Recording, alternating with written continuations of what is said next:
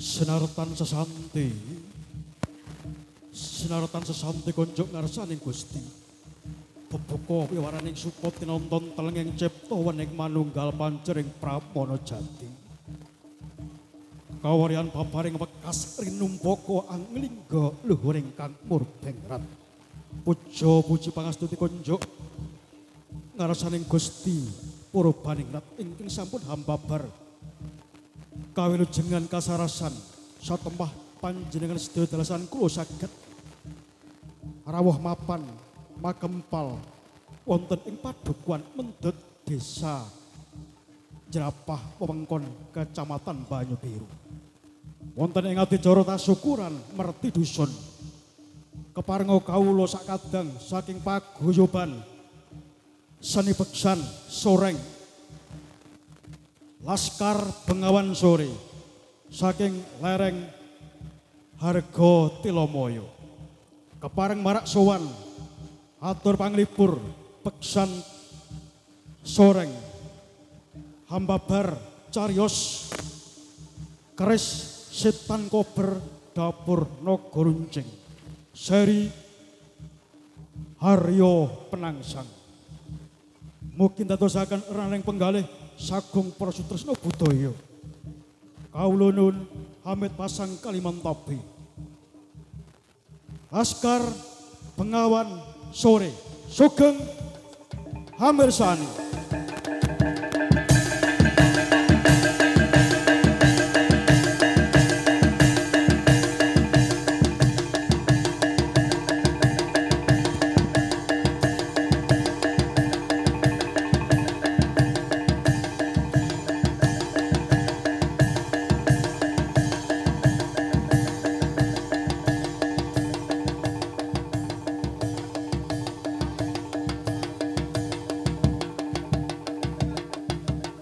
Nolingga kepareng marak pangarso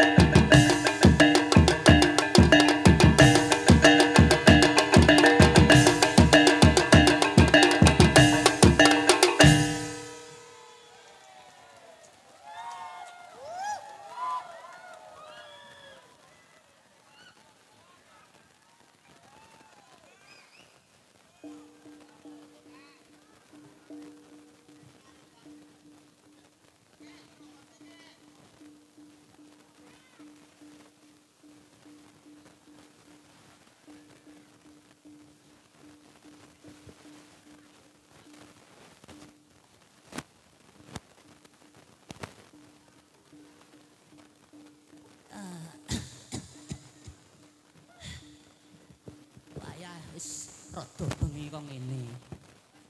Kepiye iki para soreng urung padha teka do gladen ana kene. Oh. Yudapati. Yudapati. Preneo Yudapati.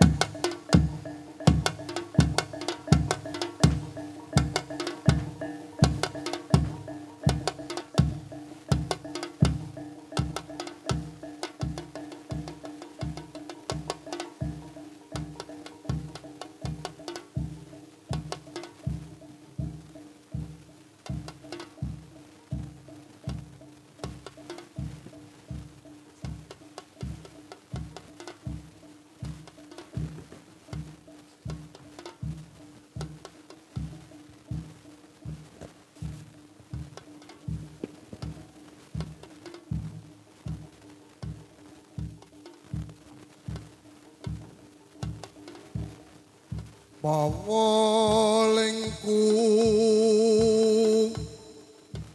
marang sira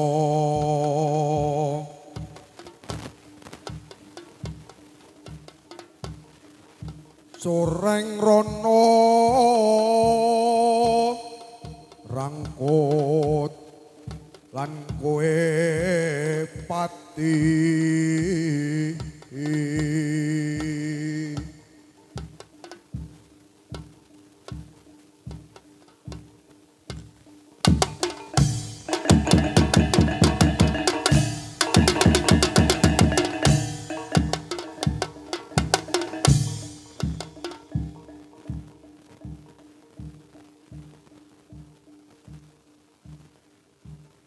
Ojo miris son anjurong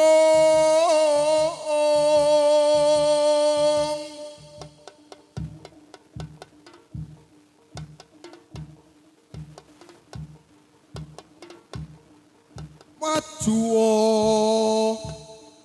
ing ayuda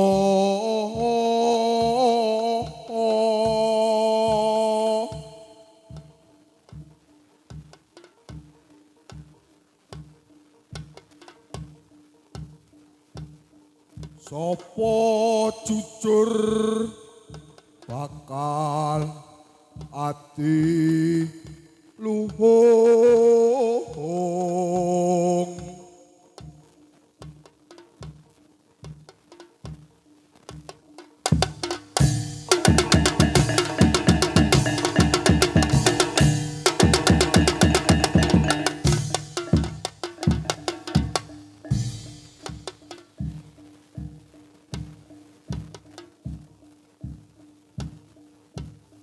perang tanding campuh boyo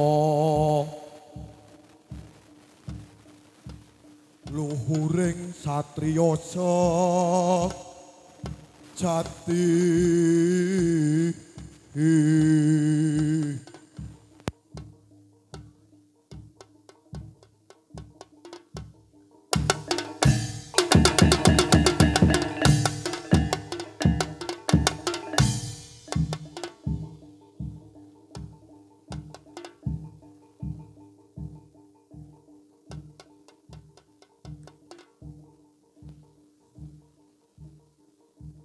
Woman tahu. Woman tahu. Woman tahu. Kula Kanjeng. Kula Kanjeng. Panjenengan mireng napa mboten? Anggenipun kula dangu. Nggih, mireng Kanjeng. Kula aturi majeng monggo.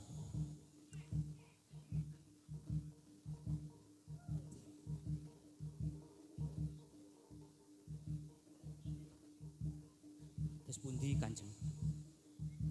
Wonten taun kula Timbalono Rono kelawan Rangkut wonten ing pendapi menika wonten taun ngestaken dawuh Kanjeng.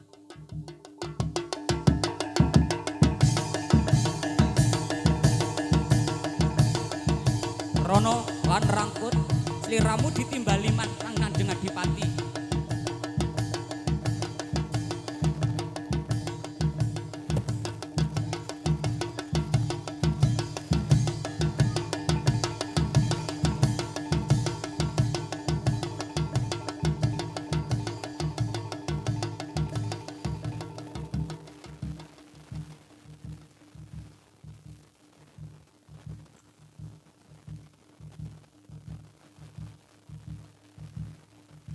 Kula ingkang suwan Kanjeng Adipati.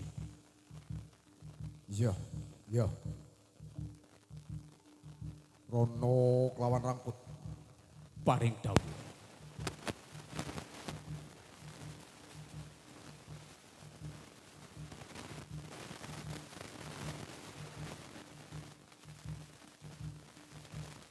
Liramu sak kloron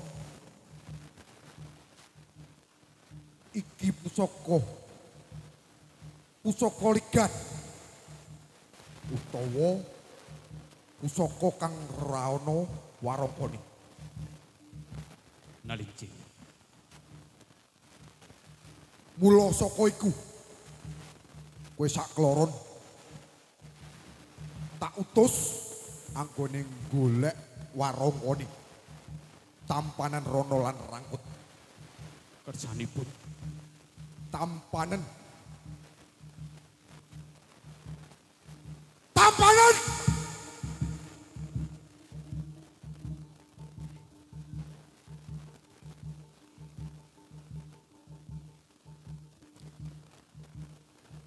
Gak nodo digatekno. dos pundi Timbali wong Kanjeng Adipati kuwi. Nalinci. Sing dawungake Kanjeng Adipati kuwi kudu warangka keris sejatine. Kersanipun. Rangka Kanjeng Adipati Sultan Hadiwijaya. Gatekno aja nganti kleru ya. Engko bendaramu ndak kagol. Sedika ngestakaken dawuh pirangga mentahun. Rono lan Rangkut Paring dawuh. dina iki kowe sak kloron budal. Rono Rangkut budal. Mangan Pak Lijek Kanjeng. Paring dawuh lanjut.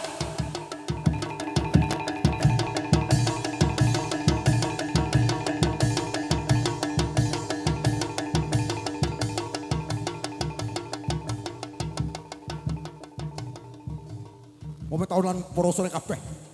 Kulo Derekno aku kondur ana ing sanggar pelanggatan. Nenuwun marang Gusti Kang Murben Dumadi ya Kang Maha Kuwasa. Anggenipun ngutus Rono kaliyan Rangkut merjaya wonten ing Pajang menika diparengana kasil wong taun. Monggo. Semoga wong taun lan para sore kabeh. Monggo.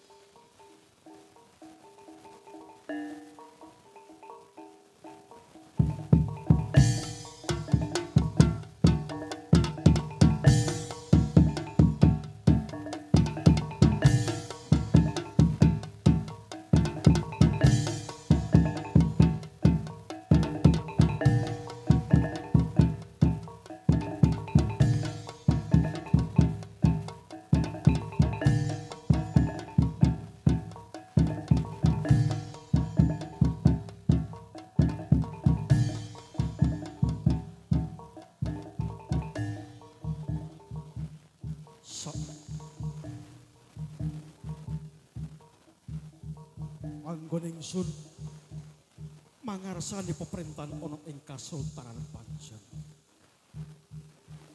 Iya. Wis seneng kuyung dening para praja lan dening para kawula. Ewa semono isih ana bebasan ribebunditan kang tansah ngridu nyandung anggonku nintakake jejibahan mangarsani ngasta pusarane adil ana ing Kasultanan Pajang. Awit saka keparingi para wali kang sineng kuyung dening para kawula nganti temeka ing desa-desa. Sautara ingsun tak sumene. Nanging sak tenane ngeningken cipta meminta mring perbaring Gusti Kang Murben Dumadi tumanduk ing Kasultanan Pajang.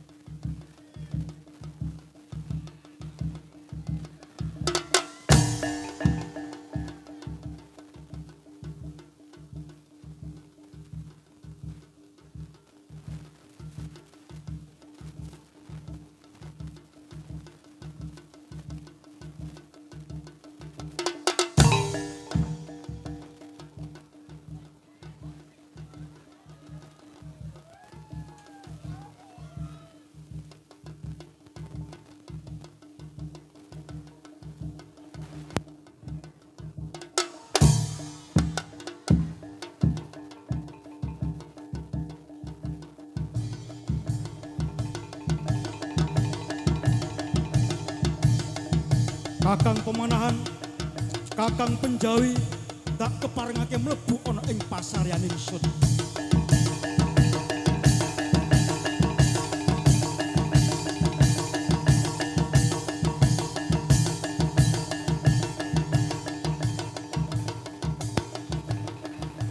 Kula ingkang sowan Kanjeng Sultan. Kakang pemanahan, Kakang Penjawi. Nggih kula Kanjeng Sultan. Ya gene isih caket marang ingsun. Nalijih Ana pandum wonten pandum Kanjeng. kang wani mlebu ana ing pasaryan ingsun bakal idrus waningsun Kakang. Wonten pandum ingkang ajeng nyudra yuswanipun panjenengan. Sawangen Punika napa?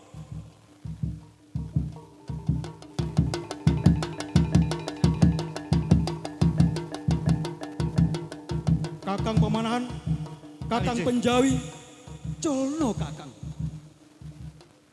Dawa ingsun marang sira, pandom iki culno, wis ora duwe bangga.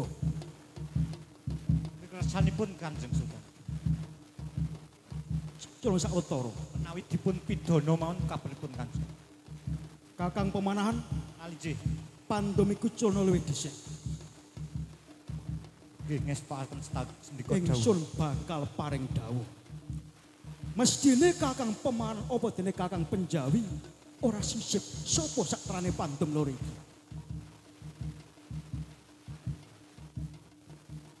Cetha nitik sandang penganggone kudu kawula ing Kasultanan Pajang. Sawangen Kakang. Kadosipun menika perjurit saking Jipang Kanjeng. Yo. Andane Kakang dipatira penangsang ing Jipang Panulan. Kakang pemanahan lan Kakang Penjawi. Nalijih Kanjeng. Sliramu sak loron wis ngerti. Lekase Kakang dipatira penangsang ing Jipang Panulan. Penjawi dawe ingsun marang sira. Cawesna Redana lan Mas Picis Raja Brana kanggo pandum loro iki. Tindakno Penjawi.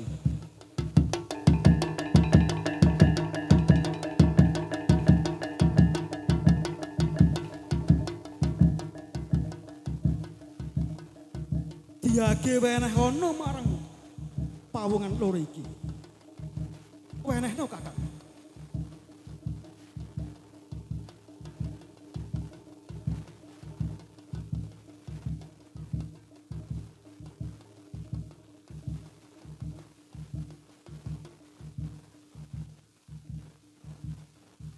Pandum Kula Kanjeng.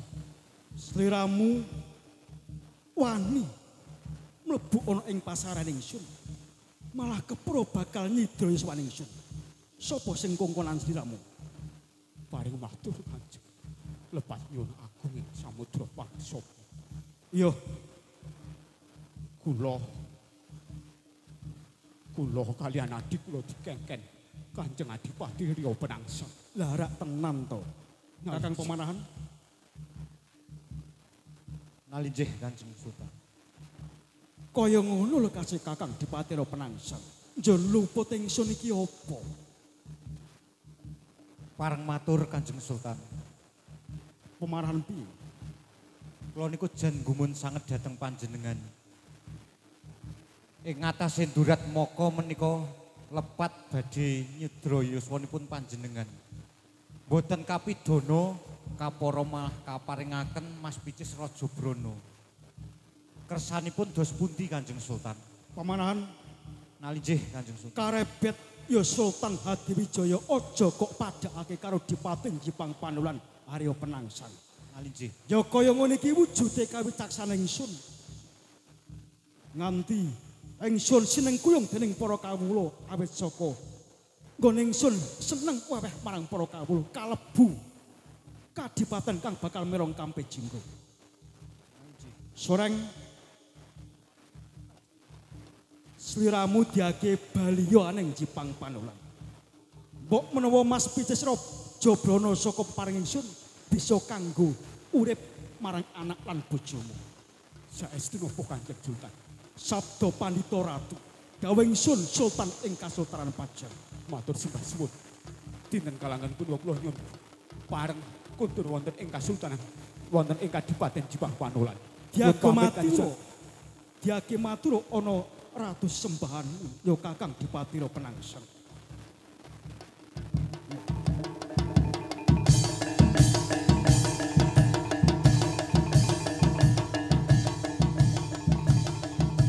Kakang Komandan, Alinjih Kanjeng Sultan. sawangen.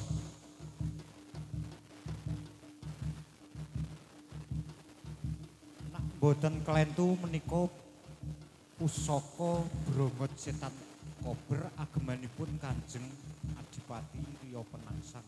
Iki agul-agule Kakang Dipatira Penangsang. Nanging saktenane sing kagungan Rama Jawar Sutik ing Pantai Kudus. Mula dimen badar perkara iki. Setan Kober Gapurna Gruncing bakal tak kondurake marang sing kagungan. Kebeneran ing dina Respati manis Rama Jawar Sutik bakal medal kawruh marang proses suwun kalebu aku lan Kakang Dipatira Penangsang.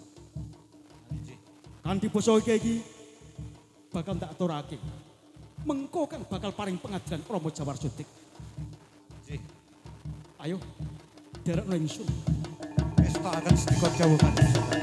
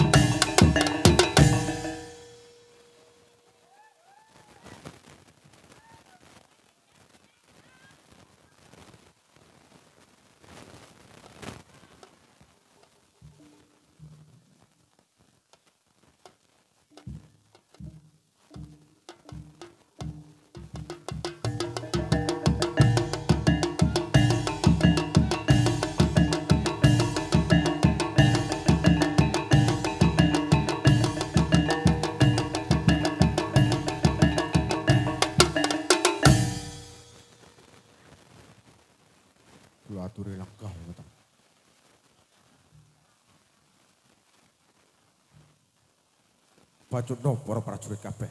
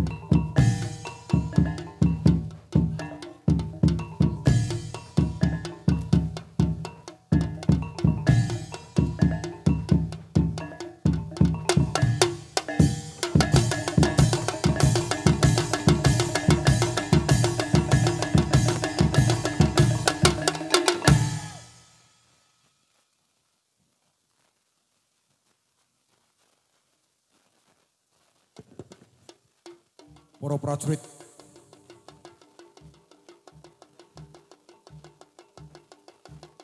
padha koko.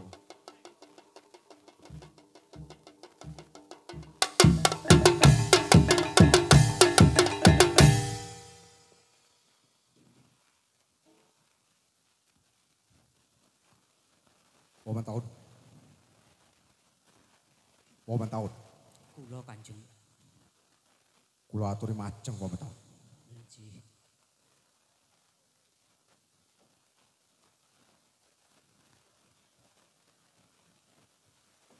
Kula badhe ngendikanan kalih panjenengan. Nggih Kanjeng Adipati. Badhe maturan kalian panjenengan. Nggih. Anggenipun Rono kalian Rangkut. Kula utus wonten ing Kasultanan Pajang. Anggenipun merjaya.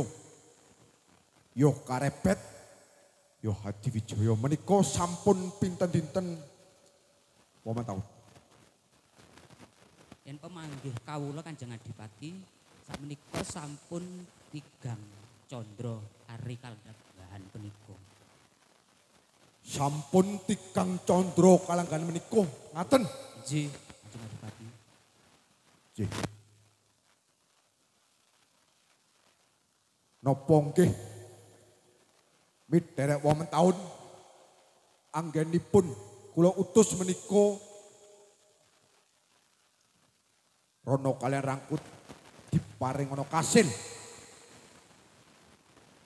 Miturut kula kasil Kanjeng Adipati amargi bidalipun Rono lan Rangkut menika medal sisih wetan kidul. Kapara menika dinten Respati Manis Kanjeng Adipati. Sampun panjenengan pitang. Sampun Midherek panjenengan kasil. kasil Kanjeng Adipati. Nanging dumugi sepriki Rono kalian Rangkut dereng wangsul wonten ing kadipaten menika. Kula sampun boten surantos Menika Kanjeng Adipati, menika Rono lan Rangkut Kanjeng Adipati.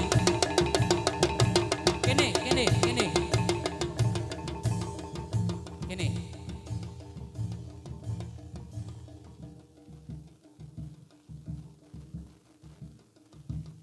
Kula ingkang suwan Kanjeng Adipati.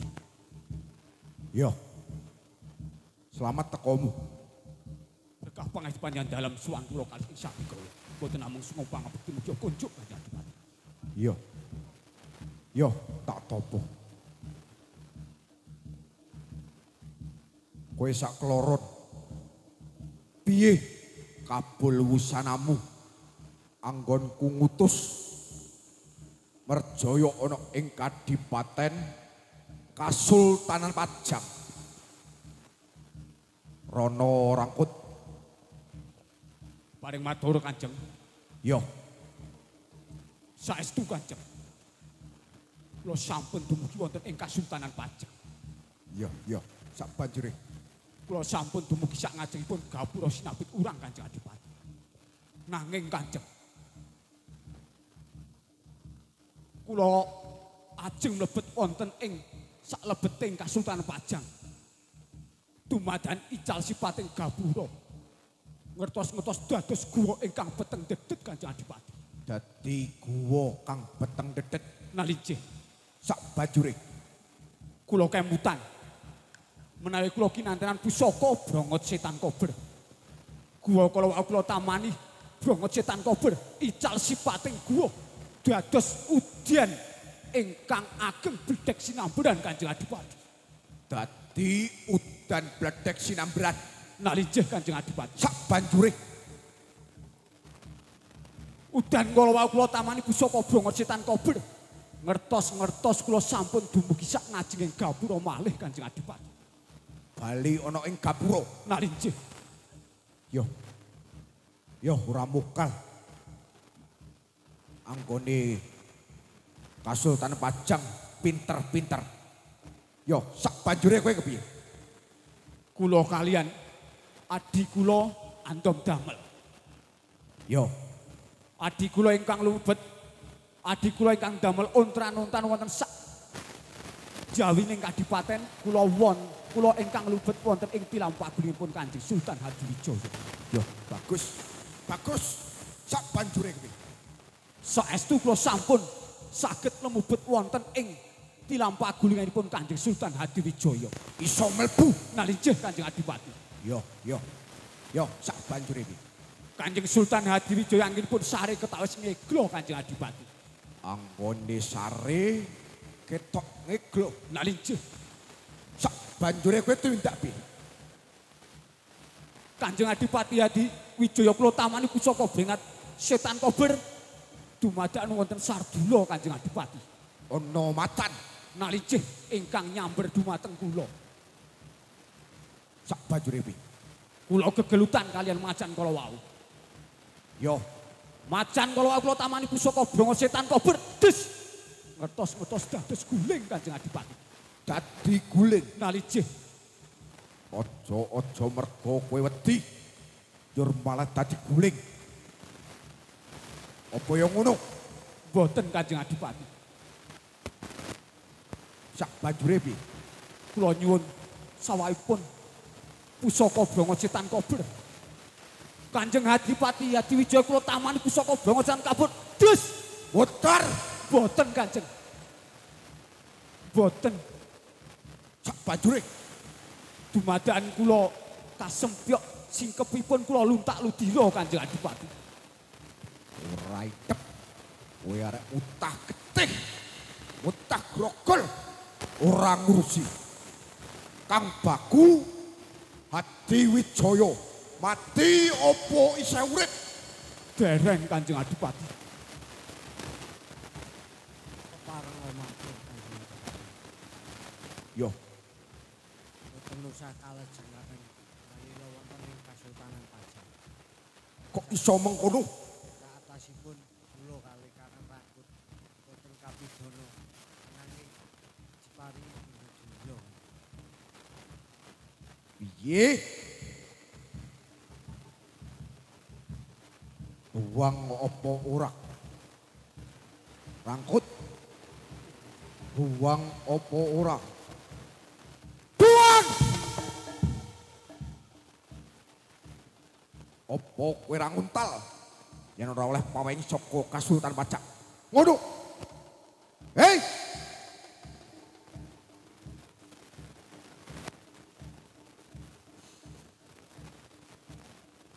Pamrih wopo.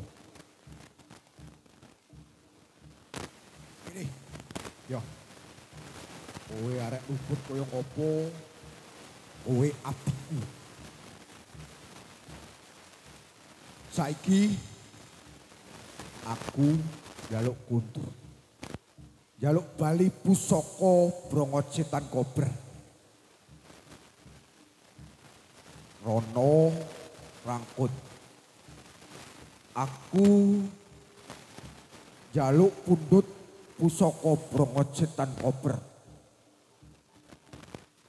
Rono Rangkut. Lho Kanjeng. Paring matur Kanjeng.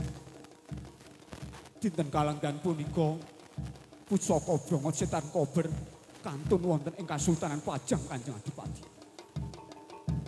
Piye? Rono maju. Kula Kanjeng. Nyun pangapunten Kanjeng. Ke barat pero. Waduh. Kampun. Rangkut maju.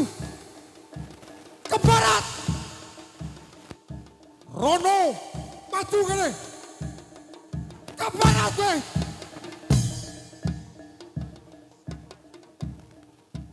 Rangkut.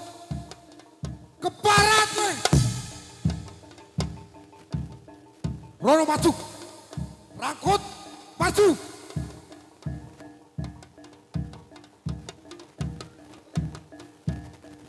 Rio Penangsa.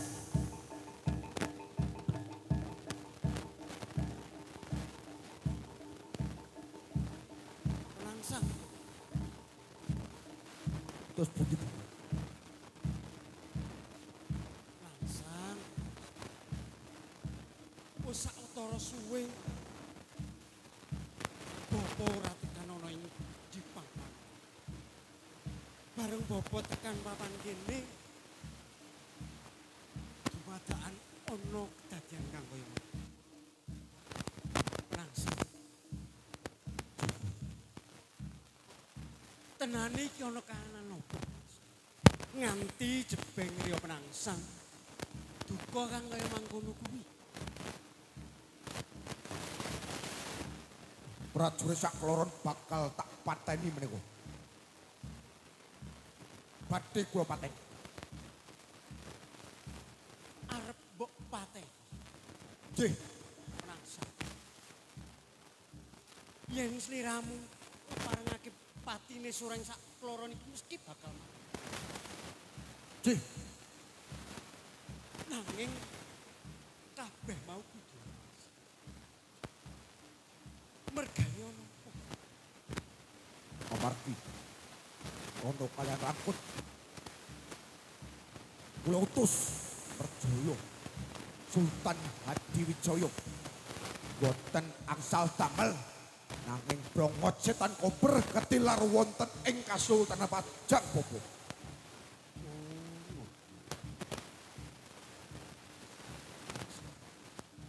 Bobo tak teko. Sliramu duka yen bocah sak kloron iki ora bisa nindakake marang apa kang mbok dawuhke ngono. Nggih Bobo. Nggih. Penangsang. Bobo tak tekon Terus pundi? sing paring dawuh marang Sureng Rono lan Sureng Rangkut iki. Mriku kulo Yen ngono tegese Sureng sak kloron iki ora luput. lah kok saged ngaten. Ngene Cuk. Sureng Rono lan Sureng Rangkut iki ya mung nindakake marang dawuh Ratu Gusti. Mangerti ya Penangsang. Sultan Hadiwijaya kae salah sawijining natana ing kasultanan. Nggih. Yen ngadepi sultan ya sak oran-orane iki adipati.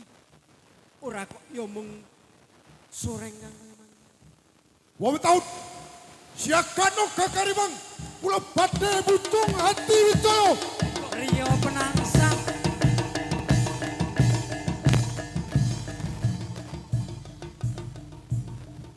Banjur sliramu kaya mang. Saiki tak tekon. Nggih. Yen dina iki sliramu budal ning Kasultanan. Nggih. Sliramu arep merjaya sultan. Nggih ngaten. Kanthi gaman apa? Kula menika gadah piandel. Piandel kok apa? Nggih menika brongot setan kober. Bapak tak pengen ngerti. Endi? Gus? Rono Rangkut. Wis.